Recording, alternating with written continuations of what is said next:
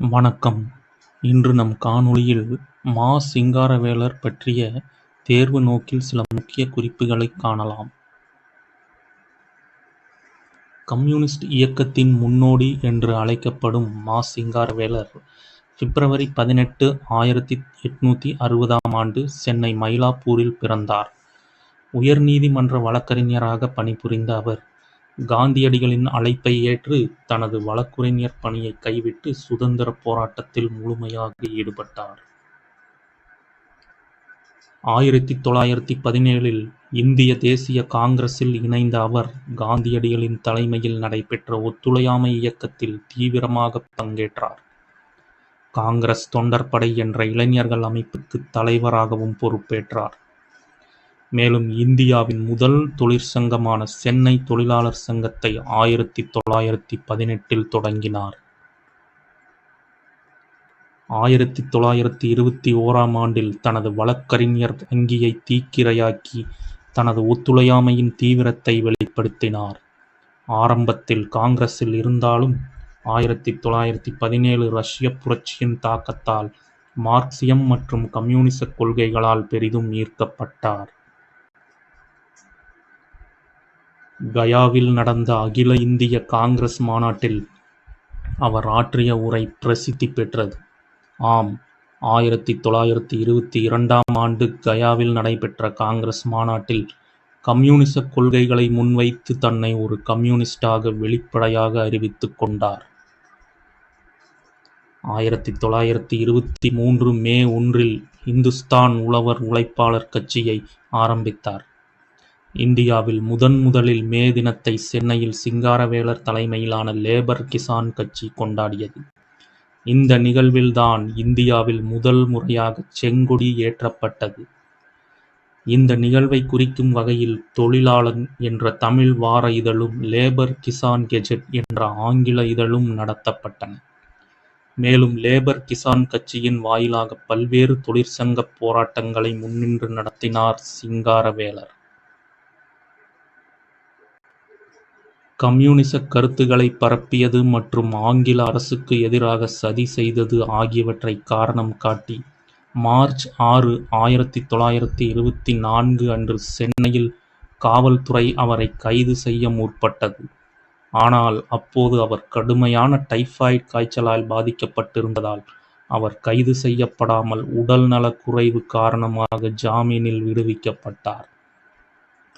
பின்னர் அதே ஆண்டில் ரஷ்ய புரட்சியாளர் லெனின் மறைவையொட்டி சென்னையில் அவருக்கு நினைவஞ்சலி கூட்டத்தை நடத்தினார். 1925ஆம் ஆண்டு கான்பூரில் நடைபெற்ற இந்திய கம்யூனிஸ்ட் கட்சியின் முதல் மாநாட்டுக்கு தலைமை வகித்து உரையாற்றினார்.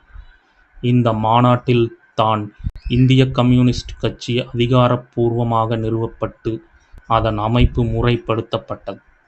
பிரிட்டிஷ் ஆட்சியில் கம்யூனிச நடவடிக்கைகள் தடை செய்யப்பட்டிருந்தாலும் தொழிலாளர்கள் மற்றும் விவசாயிகள் கட்சி என்ற பெயரில் இந்த இயக்கம் செயல்படத் தொடங்கியது. 1925இல் காங்கிரஸ் கட்சியின் ஒரு பிரிவான சுயராஜ்யக் கட்சியின் வேட்பாளராக போட்டியிட்டு சென்னை மாநகராட்சி உறுப்பினராக தேர்வு செய்யப்பட்டார் சிங்காரவேலர்.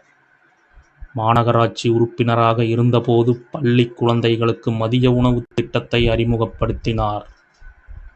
இதுவே பிற்காலத்தில் காமராசரால் மாநிலம் முழுவதும் செயல்படுத்தப்பட்ட திட்டத்திற்கு முன்னோடியாக அமைந்தது.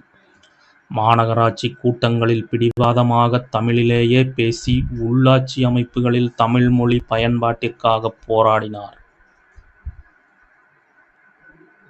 1930களின் தொடக்கத்தில் தந்தை பெரியாருடன் ஏற்பட்ட நட்பால் சுயமரியாதை இயக்கத்தின் குடியரசு பத்திரிகையில் சமதர்மம் குறித்து கட்டுரைகள் எழுதினார். கம்யூனிச கொள்கைகளை தமிழ்நாட்டில் சுயமரியாதை இயக்கத்தின் மூலம் பரப்பினார். சுயமரியாதை இயக்கம் சமூக சீர்திருத்தத்துடன் பொது உடைமை கொள்கைகளையும் இணைத்து செயல்பட வேண்டும் என்று சிங்காரவேலர் விரும்பினார். த ஹிந்து இதழில் இவர் எழுதிய அரசியல் கட்டுரைகள் சில பிரபலமடைந்தது. அவை சுயராஜ்யம் வருவது குறித்து, வெவ்வேறு நிலைகளில் சுயராஜ்யம், லார்ட் வில்லிங்டனுக்கு பகிரங்க கடிதம், தொழிலாளரும் அரசியலும், வேல்ஸ் இளவரசர் வரையும் ஹர்த்தாலும் போன்ற கட்டுரைகள் பிரபலமடைந்தன. இவரது கட்டுரைகள் பல சுதேசமித்திரன், நவசக்தி ஆகிய இதழ்களில் மொழிபெயர்த்து வெளியிடப்பட்டன. 1928 அகில இந்திய ரயில்வே தொழிலாளர் போராட்டத்தை முன்னின்று நடத்தியதால் அவர் கைதாகி 18 மாதங்கள் சிறையில் அடைக்கப்பட்டார். 1935 புது உலகம் என்ற அறிவியல் இதழைத் தொடங்கினார். தென்னிந்திய பொது உடைமை இயக்கப் பிதாமகன், தமிழகத் தொழிலாளர்களின் விடிவெள்ளி, சிந்தனைச் சிற்பி என்ற பல அடைமொழிகளால் அழைக்கப்பட்ட சிங்காரவேலர் 1946 பிப்ரவரி 11ஆம் நாள் தனது 86வது வயதில் காலமானார்.